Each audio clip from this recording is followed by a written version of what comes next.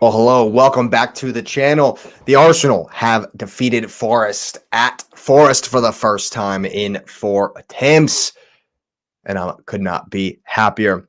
It took patience, it took drive, it took a lot of effort, but we got it done in the end. Yes, of course, welcome to the channel. Welcome to another match reaction. Let's go ahead and get the likes up on the video, subscribe if you're new, and of course, thanks for being here. Let's get right into it. Forest come out with the lowest of low blocks, Leicester City settings from last season, straight up championship status. I mean, I was embarrassed for them in that first half. It's really frustrating to see teams that are so scared of getting hit that they don't try to win the game. The whole strategy from Forest was to not do anything until halftime and make sure that it was 0-0 at halftime. And that's the only, and then they didn't try to win the game in the first half at all. Couldn't be bothered. Imagine time wasting at 0-0 in the first half at home in the Premier League. It's an embarrassment. And then they started putting on offensive substitutions. Then they decided to throw on Awanyi at halftime after not trying at all to do anything at all in the first half. Absolutely dominated. I remember one point in the first half, we had 95% possession. 95% possession. Imagine not even seeing the ball for 10 whole minutes, 10 straight minutes at your own ground. It was crazy to see. And I was getting frustrated. We definitely needed to be patient. I thought that we could have attacked the wingers more. Once again, Martinelli is just afraid to attack his man. I don't understand. I don't get it. He's afraid to go at the winger. The right back. Go at him. When we switched it to the other side and Saka finally got the memo and was attacking the left back, we had joy. We got space. Ben White on a couple of overlaps was able to get some space to get crosses in. It's simple. We've seen low block FC so many times in the Premier League. And we're seeing it more and more and more because people are terrified that we're going to rip them to shreds if they give us any space at all. But that's okay because we know how to beat it. Attack the outside backs. That's what they want because they think that they can keep us bottled up on the wings. And when Martinelli doesn't attack his man, they are successful in keeping us bottled up on the wings. And we go back and across and forward and back and across and forward and back and across and forward. A lot of side to side. But when we finally decide to... It was actually interesting at one point in that first half, right at the end, we saw Saka, Zinchenko, Smith-Rowe, and Gabriel Martinelli, and Jesus all pushed over to that one side, and we found some joy. I mean, when Trossard come on at the end, the first thing he did was take on his man, beat two other guys, and have a shot. Sure, he hit it into row C19 with a Spurs fan that happened to be in there, sure, but what's he do as soon as he comes on? He attacks his man. I thought Jesus was lively. I thought he was frustrating me a lot. A lot of his movement was back for the ball, and I get that once again against so many bodies in there. There was a lot of coming back to the ball and then one touch passing it back. Odegaard did a lot of that as well. But I thought when we were able to switch the play quicker and get it to Saka with time to attack the left back, we found joy. We were able to find some joy. And I thought that the goal kind of comes out of them, our first goal that is, kind of comes out of them not being switched on. Who was it that threw the ball in was switched on completely. Zinchenko gets it to Jesus, and having just smashed it off the bar not 30 seconds earlier, I was livid. I was upset that he didn't just dink that in didn't finish it Landon Donovan style in the top corner on the near post, which he was trying to do, but he smashed it off the bar. I was super frustrated. And then he goes and 5-holes Matty Turner, who is not repping the USA very well. If that's the USA's starting goalkeeper, that's tough. It's going to be a long tournament coming up in the summer. And then again, in a couple of summers after that. But that's neither here nor there.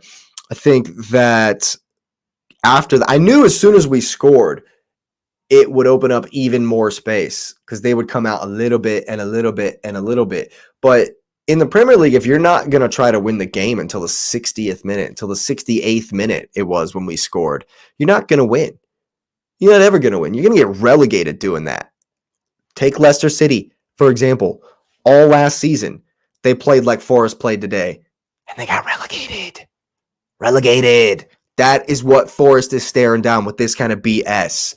You actually have to try and play. To beat the best teams, the only way to beat the best teams is to punch them in the mouth and go blow for blow. That's the only way. Otherwise, you're going to get run over. Otherwise, you're not going to have any effect on the game at all. And Forest didn't. They did not until the very end. Until the very end, when they got all their attacking substitutions in. And has to be said, my man Awaniyi, as we called him all last season, comes into the game and bullies Willie Saliba. It's like the first time. It's one of the only times since Saliba's come back to the club from loan that he's gotten bullied like that. Of course, Erling Haaland did it, but that's Erling Haaland. Yeah, it was not great to see that Saliba was knocked off the ball like 3 different times, just straight up body. Like you can't even, the goal, Awaniyi's goal, you can't even like be mad. You just weren't strong enough. And you got bowled off the ball and he's put it away. That's what he does. That's his whole game. And he does it very well. That's why he got the goal. That's why he was able to give us fits and starts at the end of the game, able to really make it nervous. Like we always do. I mean, go back and Patrick said it last night on the pod, on the full show, the preview, that we were going to go up 2 goals and then give one and it be a nervy finish. He called it completely spot on. So, you know, and I gave him a sour face when he said that, but that's exactly what happened.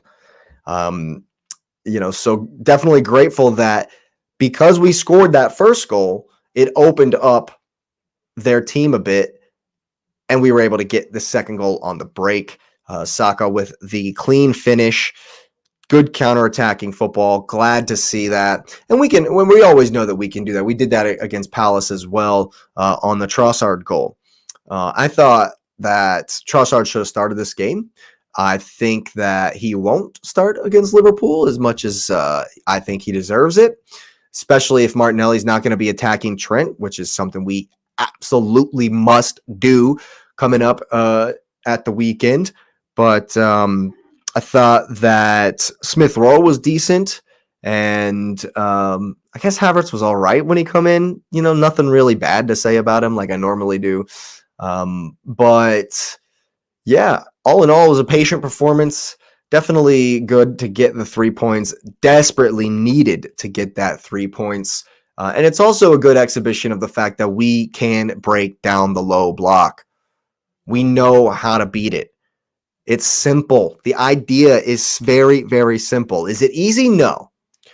It's never easy in the Premier League. But 74% possession, had the ball all day long, 19 attempts, and only 3 on target. That's the crux of our issues at the moment.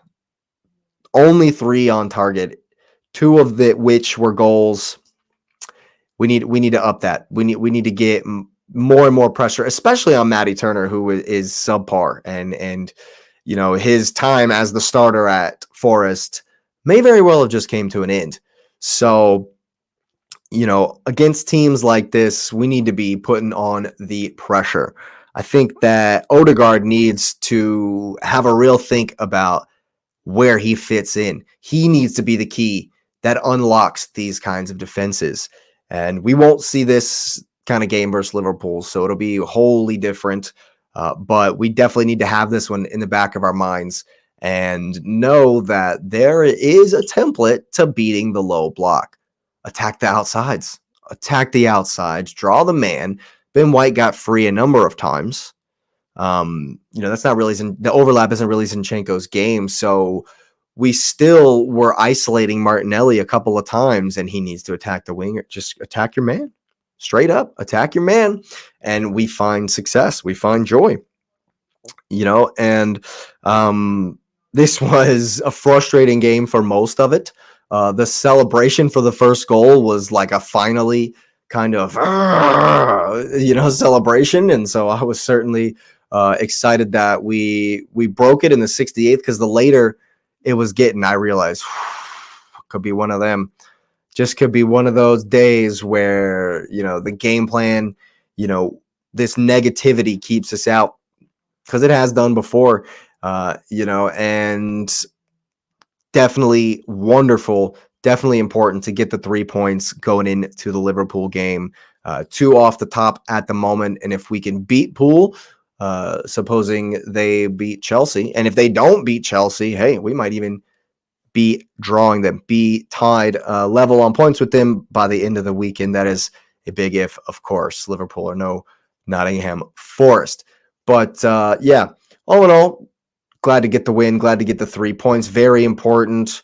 And I think that we can go into the weekend with confidence. So I'm certainly happy with that. And of course, I'm happy that you're here. Happy that if you've made it this far, you've managed to watch the whole thing. Thanks a lot. And of course, if you're new, subscribe to the channel. We are on our way to 200 subscribers. Let's get the likes up on the video as well. Let's get 200 likes for the Arsenal win, of course. And if you're enjoying the content, enjoying the match reactions, get that little notification bell on so you know when the next one is. Again, thanks for being here. Thanks for listening, and you will see me next.